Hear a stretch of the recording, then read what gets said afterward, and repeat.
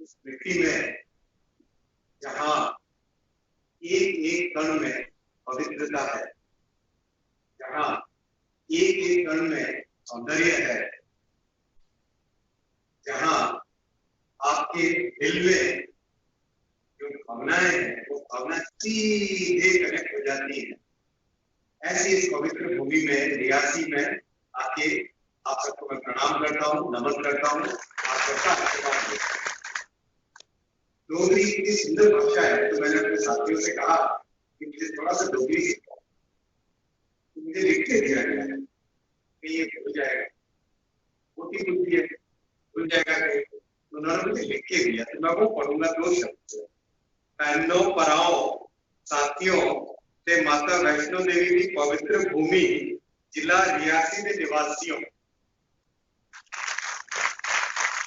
इस जनसभा च पधारने ले तुंदा निककर स्वागत ते मता मता धन्यवाद। बहुत बहुत धन्यवाद साथियों। अति वरिष्ठ मित्र एवं डीडीसी के चेयरपर्सन सरब सिंह नाग साहब, उपस्थित म्युनिसिपल काउंसिल के president Shri Suresh Puri ji, administrative department के secretary Shri Amit Sharma ji, vice chairperson DDC Reasi Shrimati Sajra Khana की, उपस्थित डायनामिक साहब श्री चरणदीप सिंह जी, एसएसपी साहब श्री राजेंद्र सिंह जी, दूर दराज से आए हुए पंच, सरपंच, पंचायत समिति के ब्लॉक के मेंबर्स, जिला परिषद के मेंबर्स, आप सबको बहुत बहुत धन्यवाद कि आपने अपना अमूल्य समय निकाला। अमूल्य समय निकाल के आपने हमारे साथ 2 शब्द मिलने का और आशीर्वाद देने का और अपनी बात कहने का एक मौका दिया। बहुत सारी बातें, जितनी बातें रास्ते भर मैंने सुनी अभी और जितना अभी आप सबने मुझे बताया, उसके बाद में लगता है कि जिम्मेदारी का एहसास कितना बड़ा है। पद और पावर क्या होता है, किसके लिए होता है? बहुत वर्षों पहले जब मैं आईएएस में था, तब मुझे किसी ने पूछा कि पावर एंजॉय करते हो? मैंने कहा पावर का मीनिंग क्या होता है, पहले ये बताओ। तो सामने वाला बोला पावर मतलब गाड़ी, लाल बत्ती। तब तो लाल बत्ती होती थी, मोदी जी ने हटा दी लाल बत्ती। लाल बत्ती, सल्यूट मारने वाला एक पीएसओ, जहां जाओ आपको एक शानदार स्वागत मिलता है, ये पावर। ये पावर नहीं है। पावर क्या है? ये तो पावर नहीं है। मैंने मेरे उस साथी को जवाब दिया, मेरे लिए पावर का मतलब है सामने वाले व्यक्ति के चेहरे पे मुस्कान ला सकूं, तो पावर है, नहीं तो सब बेकार।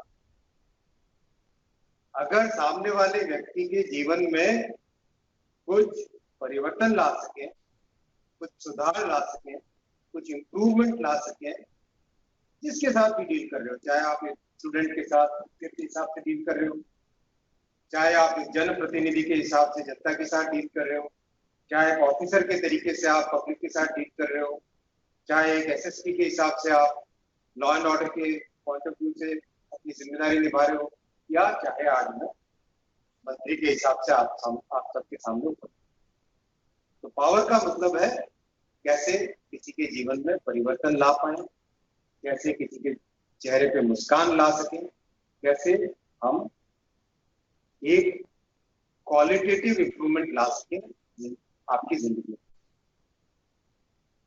गत 7 जुलाई को प्रधानमंत्री श्री नरेंद्र मोदी जी ने ये आशीर्वाद दिया कि अश्विनी और संभालो ये 2-3 बहुत इंपॉर्टेंट मंत्रालय, ऐसे मंत्रालय जिसका जन जनता के साथ, एक आम जन के साथ संबंध। मुझे तो बड़ा आश्चर्य हुआ, मैं इस लायक हूँ नहीं हूँ, लेकिन जब जिम्मेदारी दी और गाइडेंस लेने गया, साहब ने कहा सबसे पहले ऐसे क्षेत्रों में जाओ जहां पे आम तौर पर कोई नहीं जाता।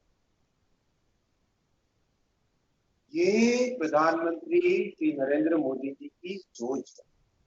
ये उनका जिंदगी के प्रति रवैया है, ये उनका काम के प्रति कमिटमेंट। सबसे जो गरीब से गरीब क्षेत्र होते हैं उन क्षेत्रों में जाके देखते हैं। लोग कहते थे कालाहांडी, पता नहीं आप में से कितने लोगों ने शायद नाम सुना ना हो, कालाहांडी वगैरह बहुत ही गरीब क्षेत्र है उड़ीसा का, कालाहांडी, बोलांगीर और कोरापुट। तो मैंने अपना पहला दौरा वहां किया। मैं ये वाक्य इसलिए सुना रहा हूँ क्योंकि जगजीवन लाल जी महाशय ने एक बात कही थी, उसी संदर्भ में वाक्य। 4 दिन हम घूमे वहां पे, कम से कम नहीं भी होगा तो भी करीब 250-300 जगह लोगों के साथ संवाद किया, बात की, सुने, लोगों की बात सुनी, अपना खुद का अनुभव साझा किया। और लौट के जब दिल्ली आया तो मुझे लगा कि ये जिम्मेदारी क्या है, अब समझ में आया क्यों मुझे मोदी जी ने कहा था कि सबसे जो गरीब से गरीब क्षेत्र है सबसे पहले उस क्षेत्र में, सबसे जो अवहेलित क्षेत्र है उस क्षेत्र में। तब समझ में आया कि इस जिम्मेदारी का क्या मतलब। और जैसा भाई साहब ने बताया, मुझे इतना सुकून मिला, जिस ट्रेन में सबसे पहले बैठा था उसके बोगी की हालत जैसे थी, सबसे पहले आते ही उसके लिए एक नई ट्रेन उस पूरे क्षेत्र को जोड़ते हुए, 3 राज्यों को जोड़ते हुए, 3 राज्यों को, उड़ीसा, आंध्रा और छत्तीसगढ़, 3 राज्यों को जोड़ते हुए वो ट्रेन जाती, 20-25 साल पुराने कोच होंगे। उस ट्रेन को राजधानी वाले कोच आज चलने लग गए। 4-5 दिन पहले हमने धर्मेंद्र प्रधान जी, हमारे वरिष्ठ मंत्री हैं, उनके हाथों से उसका फ्लैग ऑफ किया। इसी तरह से खुर्दा बोलांगीर रास्ता, रेल रोड, क्योंकि कई वर्षों से पड़ा हुआ था, उसका एकदम स्पीड अप हुआ काम। एक पॉइंट पे मलकानगिरी, इतना गरीब क्षेत्र, उस गरीब क्षेत्र में लोगों ने कहा कि हमारे कुछ पोस्ट ऑफिस के एम्प्लॉइज के साथ मिलके, दूसरे लोगों ने मिलके करीब 80-85 लाख रुपए का एक धांधली की। तुरंत वहां पे एक्शन हुआ, 35 ऑफिसर्स के केस हुए, प्लस लोगों को जो उनका हक था वो मिले, उसकी व्यवस्था हुई। आज कम से कम वहां पे 35 से 36 क्लेम आ चुके हैं और उस क्लेम के तुरंत निपटारे हो। तो कहने का ये मतलब कि आज अगर हम जन सुनवाई, आज हम आपके सामने, आउटरीच तो ऐसा एक वर्ड है लेकिन असली है इन रीच, आपकी भावना हमारे पास पहुंचे, आपके पॉइंट हमारे पास आए और उन पॉइंट पे हम प्रयास करें। 100 का प्रयास करेंगे तो 20 तो सक्सेसफुल होंगे ही होंगे। 100 का प्रयास करेंगे, 100 के 100 सक्सेसफुल होना बहुत मुश्किल होता है, लेकिन 100 का प्रयास करेंगे तो 20 तो सक्सेसफुल होंगे होंगे। उसी भावना के साथ आज मैं आपके सामने उपस्थित हूं। ये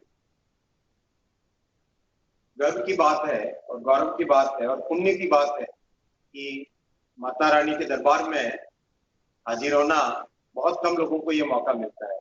तो जब ये तय हुआ कि मुझे जम्मू कश्मीर में जाना है, तो मैंने सबसे पहले कहा कि ऐसी जगह जाना चाहूंगा जहां पे रेलवे के सबसे ज्यादा काम हो, ताकि मैं देखूं क्या जमीनी सच्चाई है, क्या प्रॉब्लम्स है, लोगों के क्या व्यूज है। हम सोचते हैं दिल्ली में बैठे बैठे कि बहुत अच्छा हो रहा है, बहुत अच्छा हो रहा है, बहुत अच्छा हो रहा है। यहाँ आपकी जमीन से जब जुड़ते हैं तब वास्तव में पता चलता है कि भाई अच्छा है, बुरा है, कुछ अच्छा है, कुछ बुरा है, कुछ काला है, कुछ सफेद है, कुछ नमक है, कुछ दाल है, क्या है चीज समझ में आती कभी जब एक्चुअल में फील्ड पे पहुंचते हैं। इसीलिए रियासी का चयन हुआ और रियासी में माता रानी का दरबार है। एक दरबार माता रानी का, उसके साथ साथ इतने बड़े बड़े, इतनी बड़ी बड़ी जगह, इतनी पुण्य जगह है कि मैं तो आश्चर्यचकित रहा। मैंने कहा कि इस जगह को तो जब मैं रास्ते में ट्रैवल कर रहा था, मैंने कहा मुझे ऐसा लगता है जैसे ऑस्ट्रिया, स्विट्जरलैंड, ये बेल्जियम, ऐसी जगह घूम रही हूँ। इतना सौंदर्य, इतना नेचुरल ब्यूटी कभी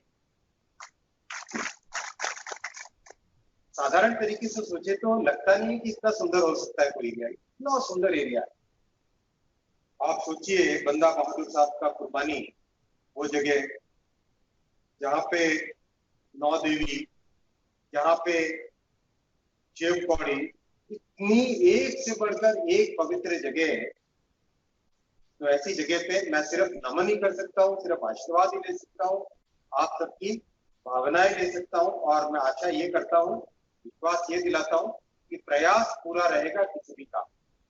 जैसा आप सबने सुना होगा 15 अगस्त को प्रधानमंत्री श्री नरेंद्र मोदी जी ने, वो दिल से बोलते हैं, वो जो भी बोलते हैं दिल से बोलते हैं। उन्होंने कहा था, विश्वास कहा था, उन्होंने सबको वादा किया था कि सबका साथ सबका विकास। आप देखिए, कोई भी स्कीम हो भारत सरकार की, कोई भी प्रोग्राम हो भारत सरकार का, उस प्रोग्राम में हिंदुस्तान के इस कोने से लेके उस कोने तक कोई भेदभाव नहीं। चाहे मैं आपको राम राम कहूं या सलाम कहूं, कोई फर्क नहीं होता। चाहे मैं पंडित हो या किसी भी दूसरी जाति से हो, कोई फर्क नहीं। भावना ऐसी होनी चाहिए जिसमें हर व्यक्ति को हम पूरा सम्मान देते हैं, हर व्यक्ति के लिए एक वही आदर का भाव रहता है, हर व्यक्ति के लिए उसी सेवा का भाव रहता है। उसी भावना से मोदी जी सरकार चला। तो जब उन्होंने पहले कहा था सबका साथ सबका विकास किया, उन्होंने फिर कहा सबका साथ सबका विकास सबका विश्वास, विश्वास जोड़ा। आज देश में मैं बहुत जगह घूमा हूं, आप देश में जगह जगह जाके घूम के देखिए, लोग कहते हैं हो सकता है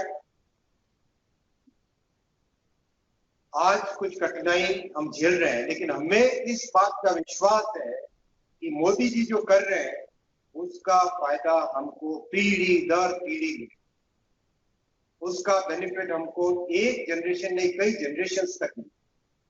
अगर यही चीज पिछले 70 साल से 75 साल से अगर यही चीज रहती, तो आज जो बातें सुनने को आ रही है यहाँ पे रियासी में, वो कभी सुनने को नहीं मिलती।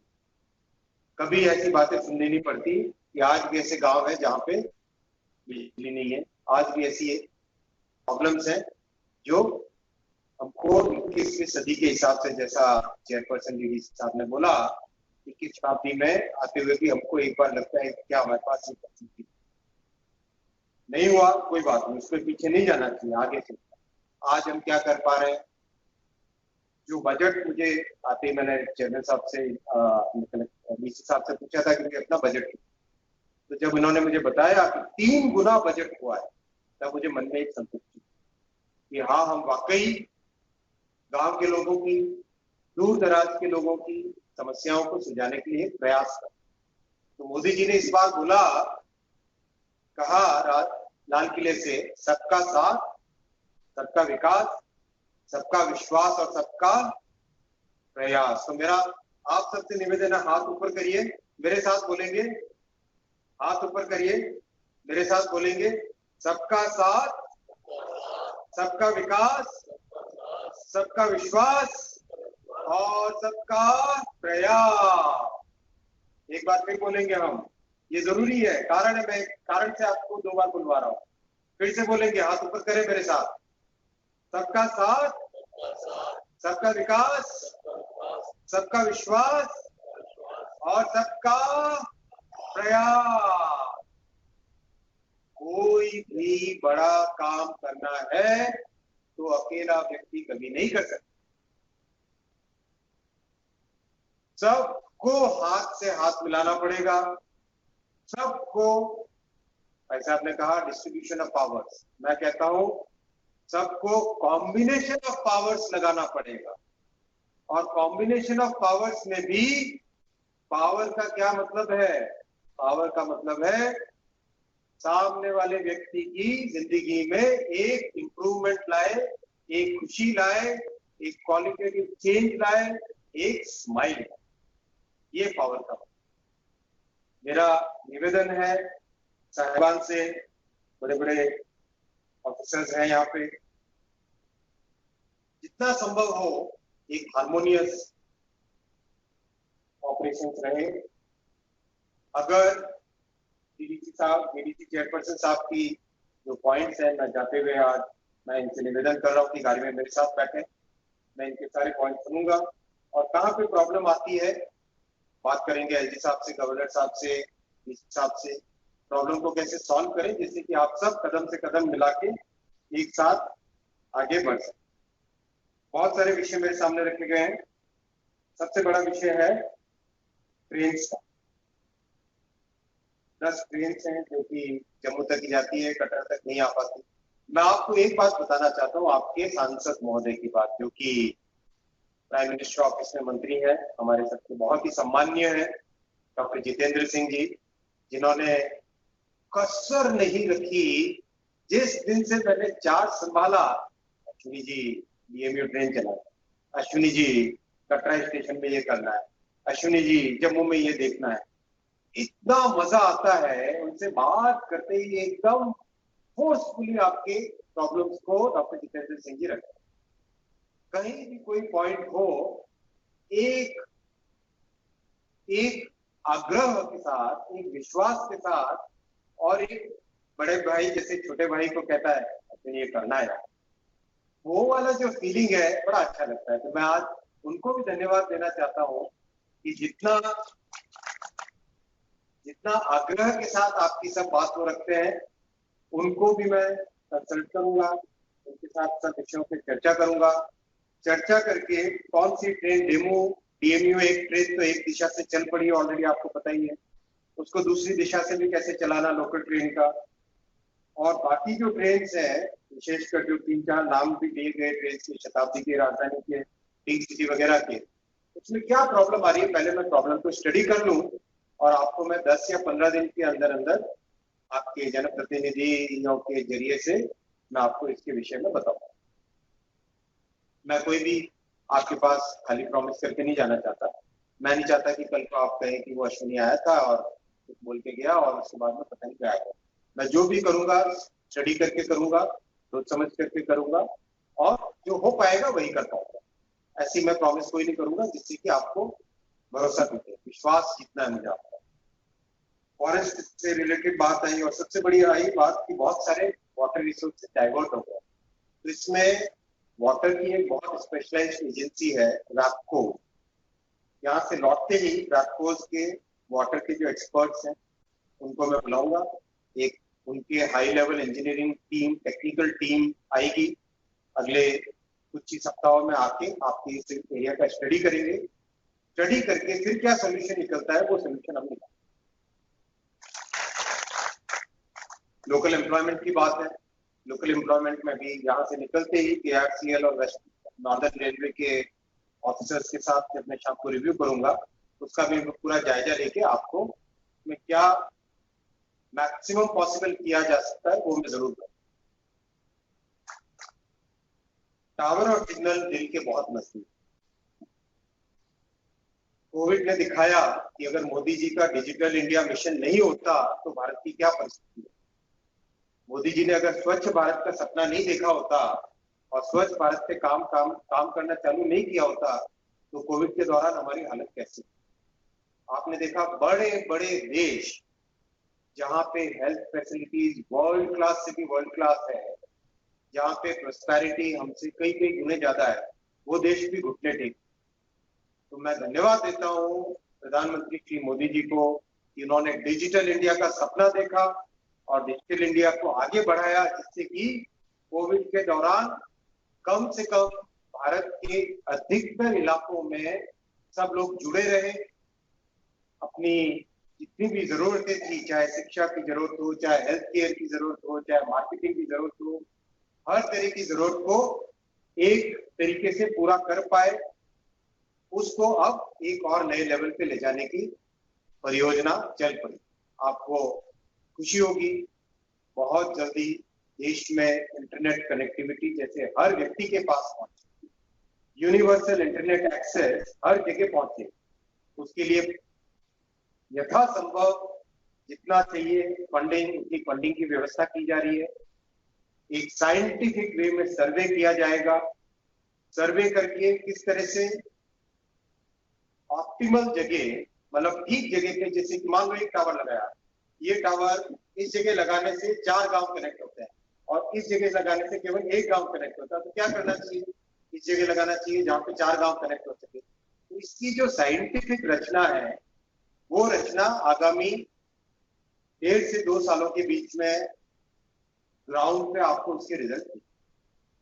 मैं धन्यवाद देता हूं मोदी जी को कि उन्होंने बहुत दूरगामी सोच रखी, उन्होंने बहुत ही विजन एक रखा। उस विजन में बहुत इंपॉर्टेंट है, उनका कहना है किसी भी माँ को तकलीफ ना हो, किसी भी बहन को तकलीफ ना हो, इसके लिए टॉयलेट्स बनवाए। आज पानी की व्यवस्था की जा रही है, हर गांव तक पाइप वाटर पहुंचे।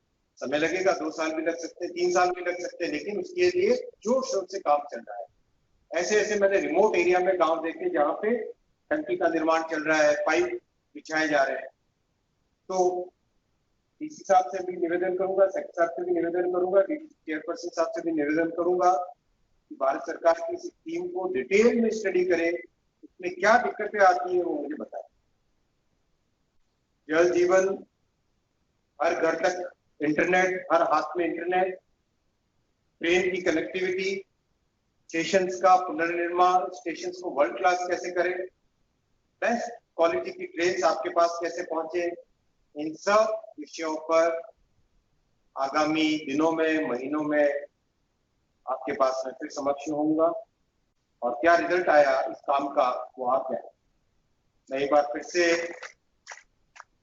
आप सबको बहुत बहुत धन्यवाद देना चाहूंगा और माता रानी का आशीर्वाद देना चाहूंगा आपके जरिए से कि इस जिम्मेदारी को निभा सकूं, अच्छे से निभा सकूं। जो आपका विश्वास है मोदी जी में, उस विश्वास को जमीन पे आपके समक्ष मैं रिजल्ट दे सकूं। बहुत धन्यवाद, नमस्कार।